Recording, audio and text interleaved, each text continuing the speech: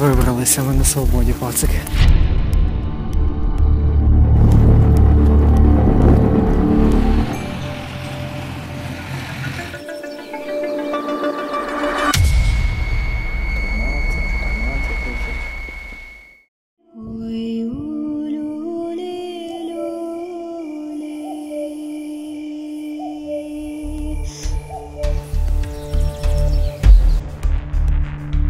Чернобыльская зона отчуждения – это заброшенная земля на территории Украины, где 35 лет назад случилась самая масштабная техногенная катастрофа 20 века. Здесь находятся два заброшенных города, также бывшие военные объекты времен Холодной войны.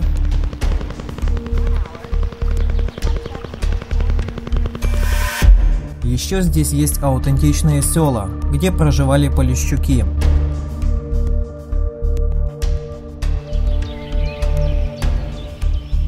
Место это сегодня служит меккой для сотен тысяч туристов и сталкеров. Именно туда я отправляюсь вместе со своей группой.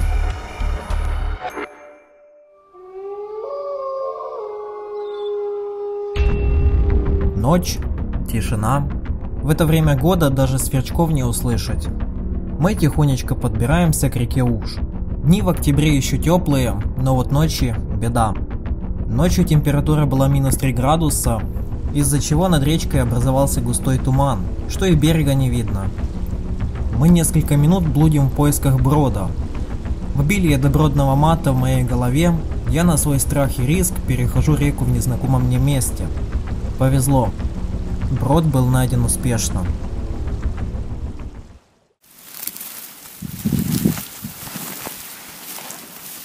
Тільки не спішіть на тих камешах, бо можна ногу порізати. Ох, холодная, блядь.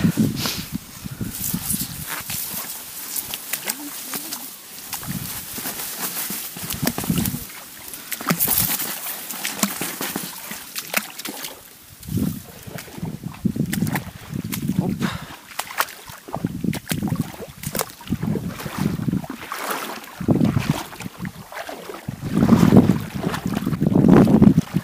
Ну що, сильно холодно вам?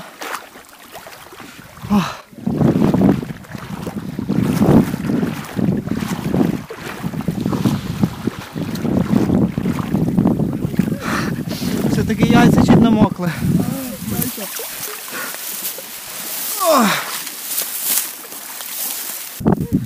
Давати руку. Фух. От ми, пацки, і перебросилися.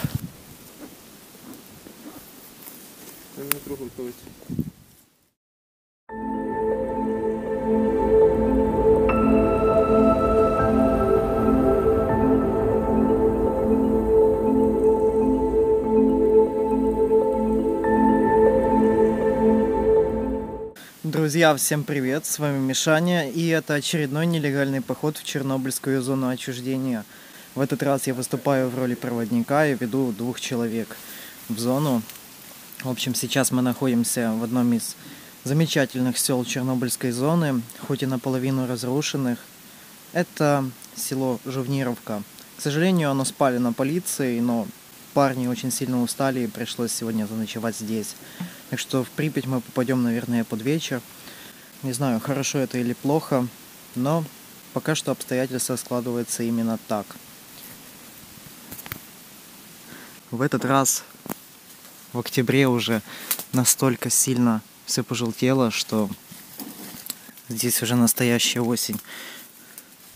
В прошлом году в этих же числах казалось, что было лето, а сейчас уже все желтое.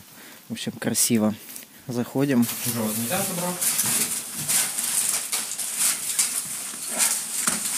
Мы остановились переночевать все в том же доме, где и год назад. К слову, тут ничего не изменилось с тех пор. Даже елка осталась.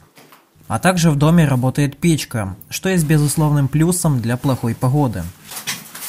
Можно мене дозиметром, блядь, пройтися? Так.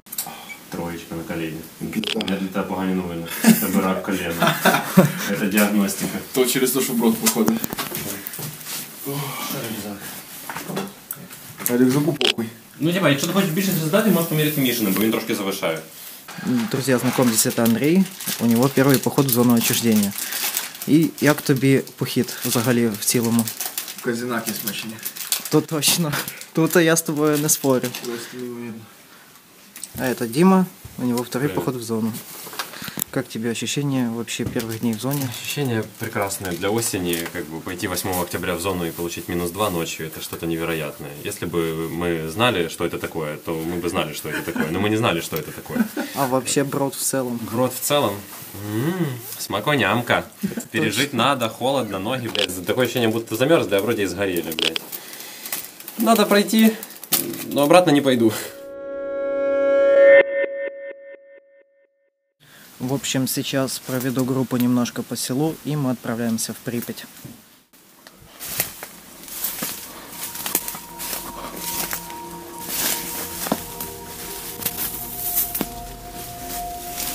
А, блядь, сюда.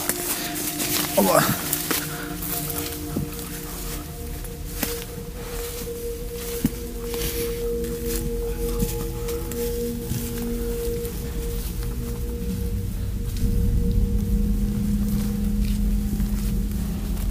Коротше, дивіться, більш-менш все цікаве в тій стороні.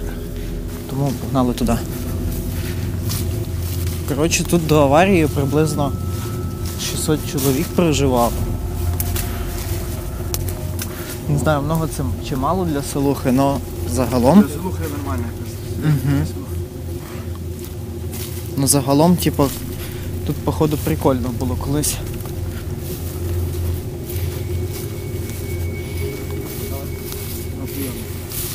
Ну це ж так ми по Прип'яті будемо гуляти.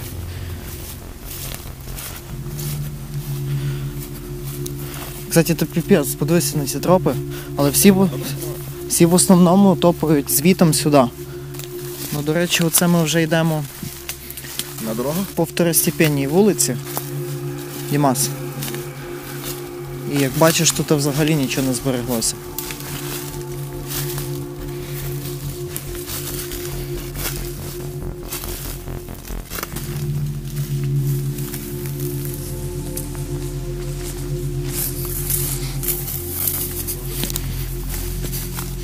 Криша упала. Ні, це не криша упала.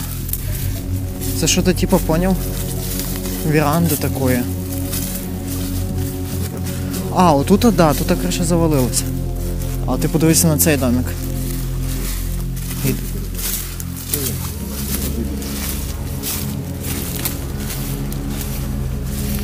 Да, отут.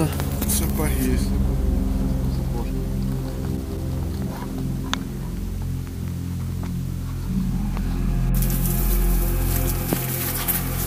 Я думаю, тут абсолютно норма. Все вообще очень гладко. Ну, це ще Подивися, як витяжка була зроблена. Що кажеш?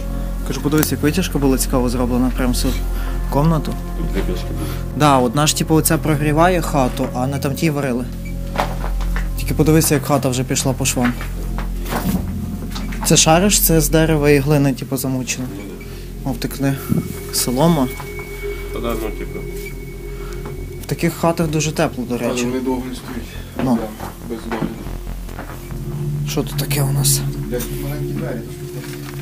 Трюткінські були. Дидактичні матеріали по русскому языку для 6 класу, да. З українським язиком обучення. Ну да. Отак от береш. Ну важке, братан. Диви. Одною рукою. А, да, він дуже важкий. Ти можеш ставити. Та кілограм, напевно, 5-6 одною рукою підняти. Десь вони тут не почути знову оленя. Оленя? Да, то страшно. Я тут дуже боюся вовків, медведів. Буду чесним, я від оленя не став. Так, він дуже страшно мочить. Дивись, зайти, я так розумію, в ту хату можна от сюди. А щось типу того.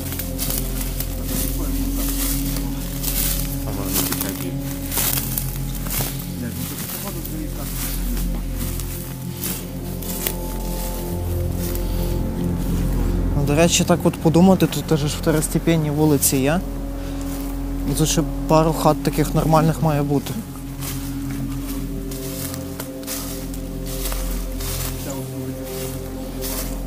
Може.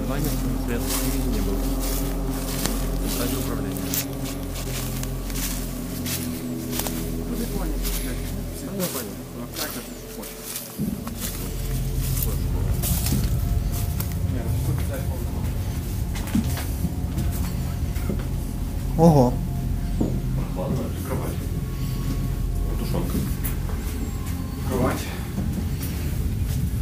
Тут і кровать. Дивись, тут хтось сіль лишив чи цукор даже. Сталкерська хата. Хорошо, спальня. Ну, але вікна навіть не закриє. Виходить такое.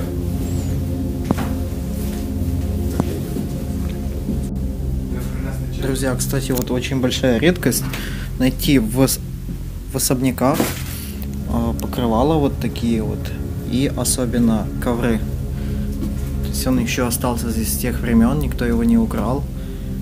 И это прикольно.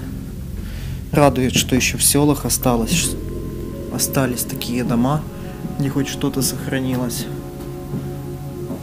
О, це ХВЗ. Пацани, це походу старт шосе.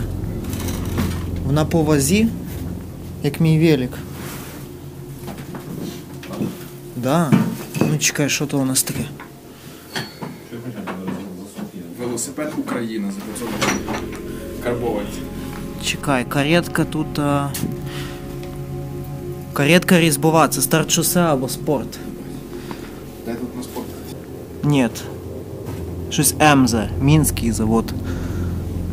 До Мінська ближнє до Харкова. Ну, по суті, так. Да.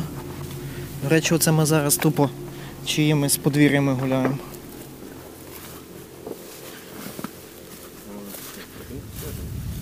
Дуже. Тут або сталкери приходять, або мінти.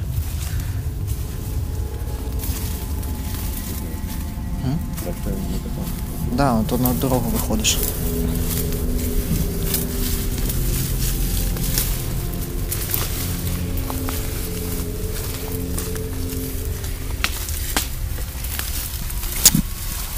Ой, ой. Вулиця Миру, 48. Папгери збирають лук. Хто? Папгери? Точно. Ходять, збирають.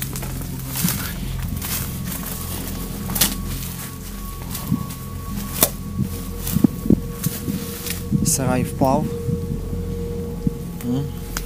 А то що у нас таке? Може бути. Відро, кстати, от є. Ти бачиш, якраз так, типа, дерева йдуть рядами, то типа між цими. О, там ті? Так, між полями якось. Ага. Типу поле і збоку якісь яблуні ростуть. Типу, що попадає, то ще перегниє і дасть цей. Ага.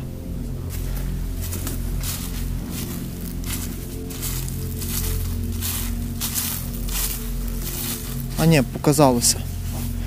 Я думав, що рюкзаки валяються, прикинь.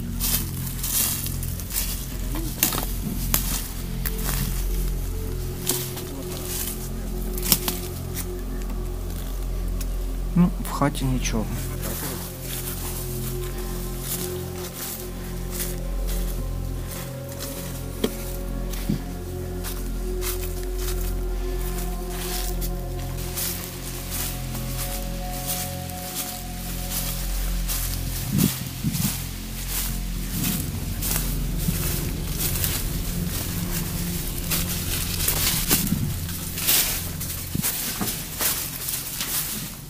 Ось таке от.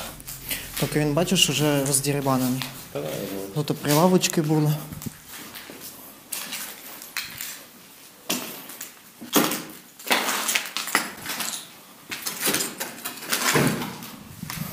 Рішотки ми все оставили.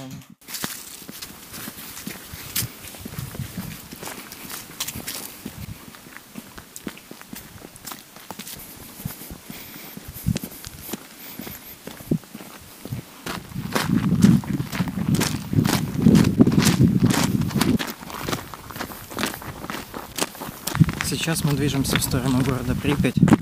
Уже практически находимся в 10 километрах 10-километровой зоне отчуждения, до границы которой осталось около 1,5 километров.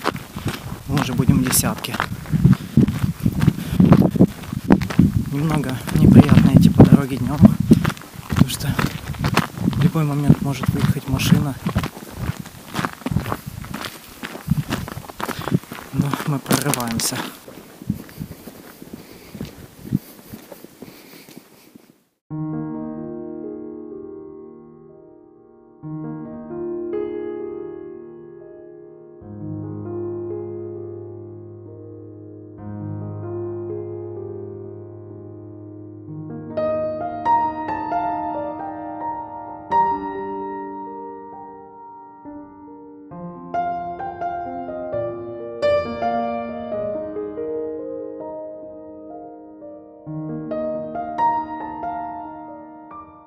Друзья, сейчас мы уже почти что находимся в 10-километровой зоне отчуждения.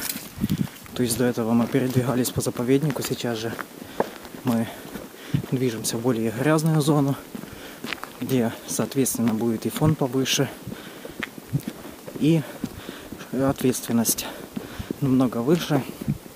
Там штрафы просто. Там просто если поймают в этой зоне 30-километровой, то штраф будет пониже, а если ты в грязной зоне находишься, то тебе могут впаять максимальный штраф. И в общем вот, это такой себе неприятный участок дороги. Это только начало. Там дальше будет вообще открытое поле, где нельзя будет запрятаться от машины.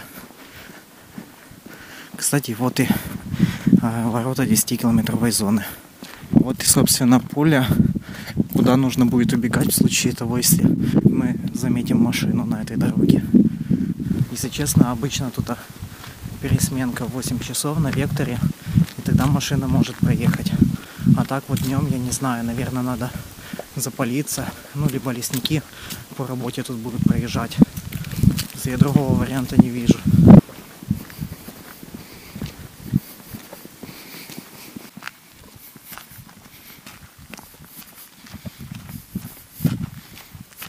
Друзья, село Чистогаловка, которое было закопано в связи с ликвидацией последствий аварии на Чернобыльской атомной электростанции.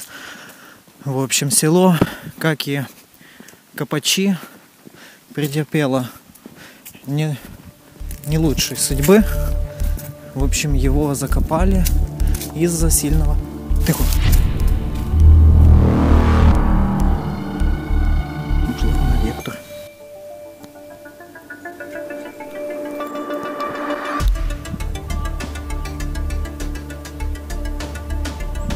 Фура.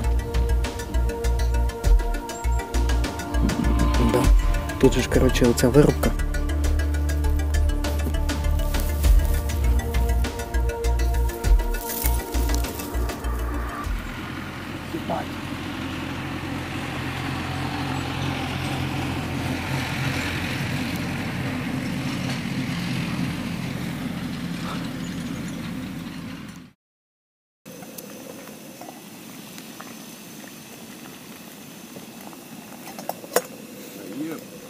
Ну шо?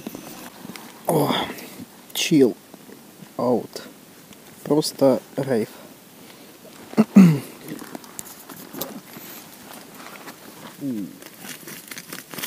В общем, сухпайок. И это получается суп с... Этикетом.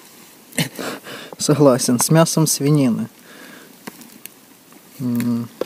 Если честно, оно пахнет кормом для котов. Ну и дальше дошик, конечно же, и можно взять даже тушенку. Вот так вот и отдыхают парни в самом начале рыжего леса. Фон, правда, тут не очень высокий.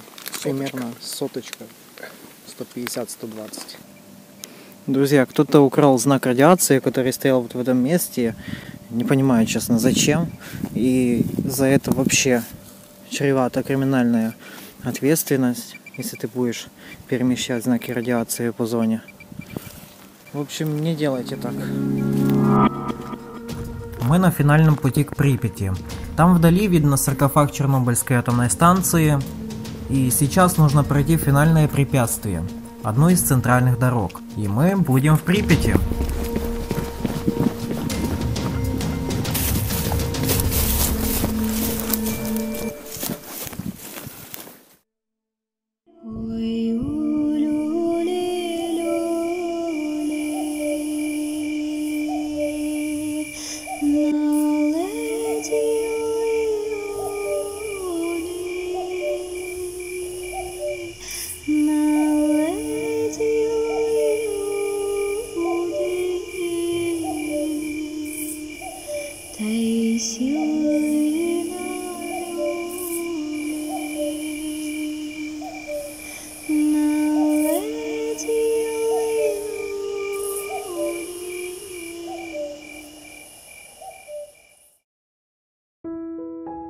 Ну, здравствуй, Припять.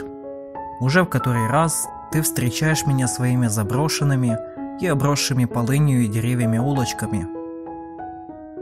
В тот вечер стояла задача просто прийти на квартиру и отдохнуть после тяжелого перехода. Мы пришли в квартиру моего друга Сереги. Около часа мы просто лежали на матрасах до момента, пока не начали мерзнуть. Что, макароны будете варить? Да. Позже я приготовил покушать, и группа отправилась в отбой.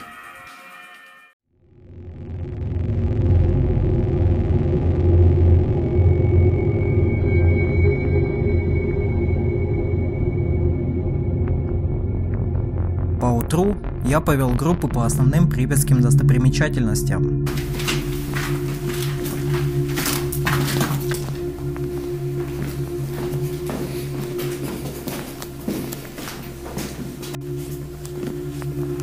Первым делом новичку нужно было показать вид на город с высоты птичьего полета. 16-этажка идеально подходит для этих целей.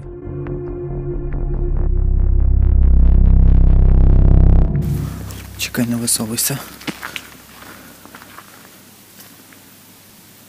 Вроде все спокойно.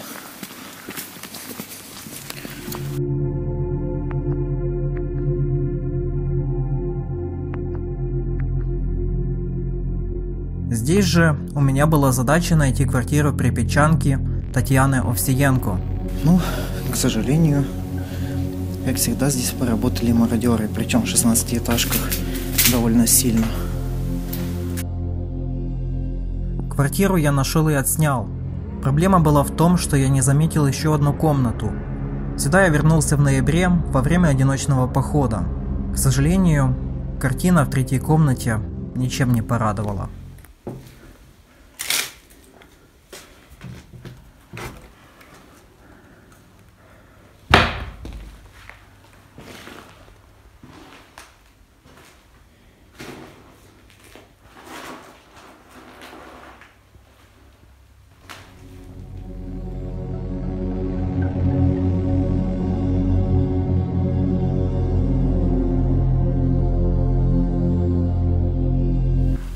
Есть наблюдатели?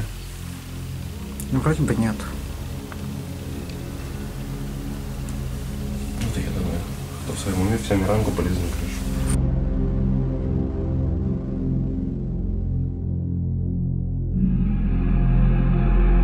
Время двигаться дальше.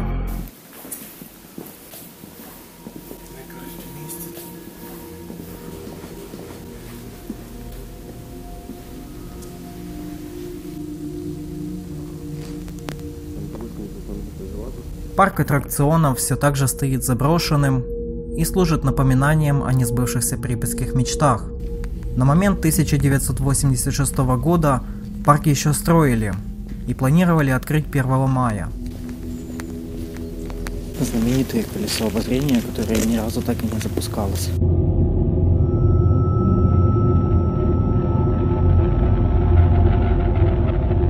Дальше мы отправились на центральную площадь. Это сердце брошенного и поглощенного природой города. Осенью город выглядит в разы лучше и атмосфернее. Сталкеры называют эту пору золотой осенью.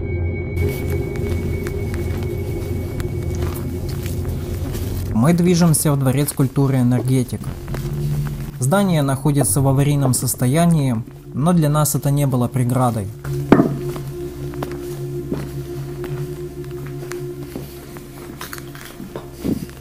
На стенах когда-то расписанная фреска, а сами стены первого этажа облицованы мраморной плиткой.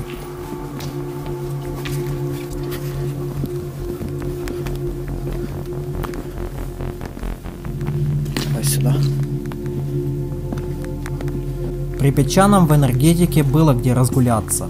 Здесь был кинозал, бассейн, секция по боксу и проводились разные спектакли.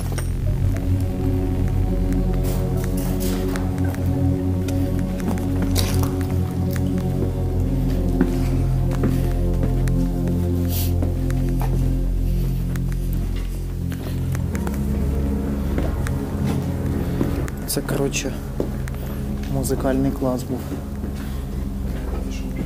Це, коротше, дворець культури. Тут всякі кружки і секції були. Типу по боксу, наприклад. Тут спортивний зал навіть є.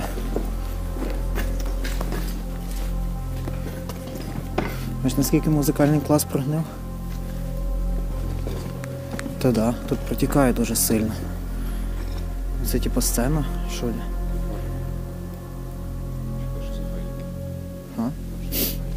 Хз.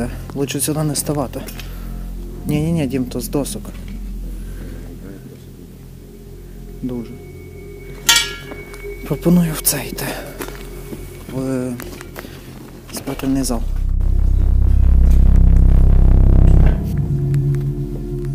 Отсюда, кстати, прекрасный вид на колесо обозрения.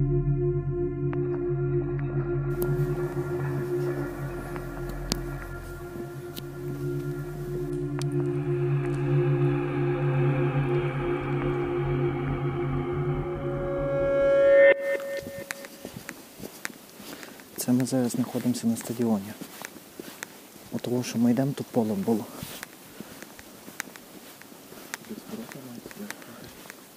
Не встигли поставити. Коротше, воно таку колом іде, там той асфальт, що ми переходили.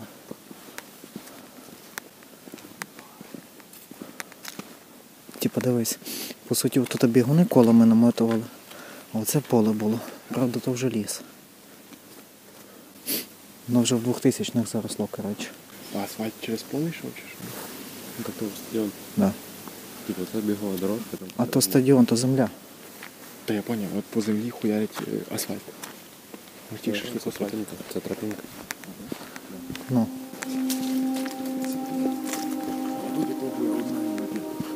Ні, тут їх 5. І 14 тих садиків.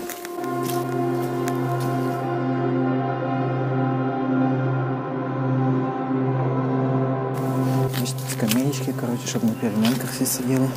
Ну, по суті, тут весною, осінню нормально було сидіти, я думаю. Прикинь, як дерева повиростали навіть тут. Типа жесть. Кстати, бачу, ці двері до сих пор заколочені. Ще з 86-го. А ті вибили.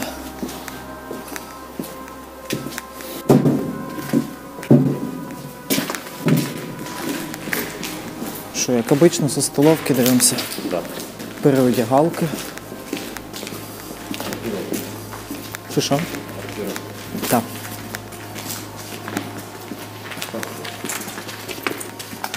Да, оце столовка. Що? Йдемо на кухню. Кстати, я не заглядував ще. Можна зайти.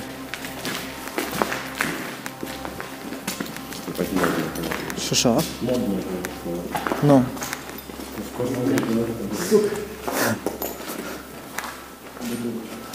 А то вже, певно, ліквідатори тут розпивали. А то що, кухня, да?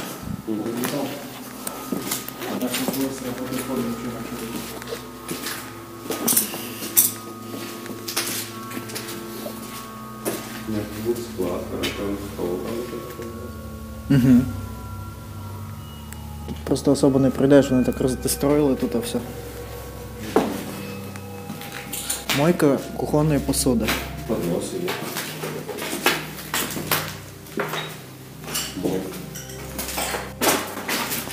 Это да.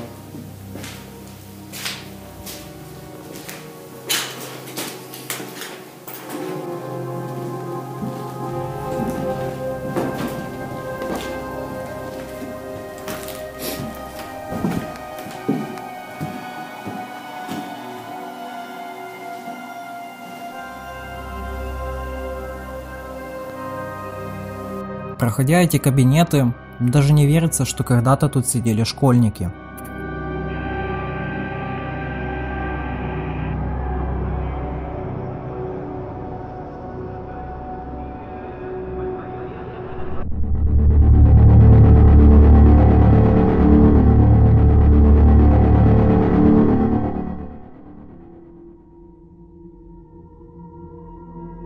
Завод «Юпитер» – место, хорошо известно поклонникам компьютерной игры Stalker.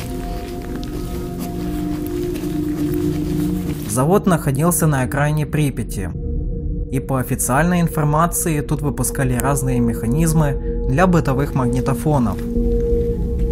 И так оно и было, правда, в одном или двух цехах. В остальных же, в условиях строжайшей секретности, Юпитер занимался разработкой и сборкой военных электронно-вычислительных машин, а также черных ящиков. Это те, которые используются на самолетах.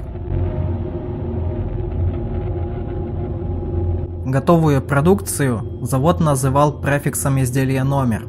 Отражение этого можно найти в игре Stalker, где все в тех же цехах нужно было найти документацию по загадочному оружию изделия номер 62.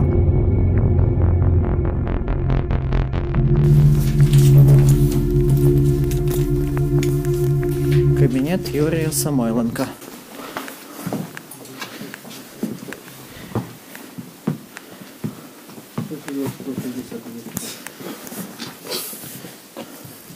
Записка с будущего.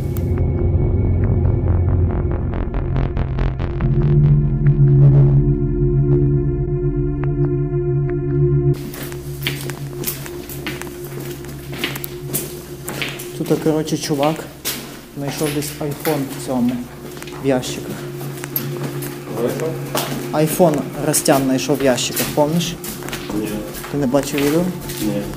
Странно.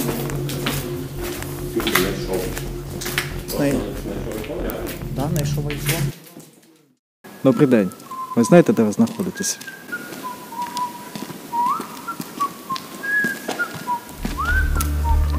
Як ваші враження? Чудово, Тобі сподобалось? подобається.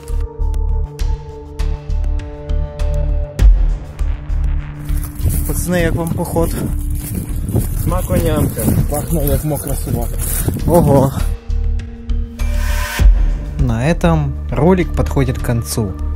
Я благодарю вас за просмотры, лайки и комментарии. У микрофона был, как всегда, Мишаня. Всем удачи и пока!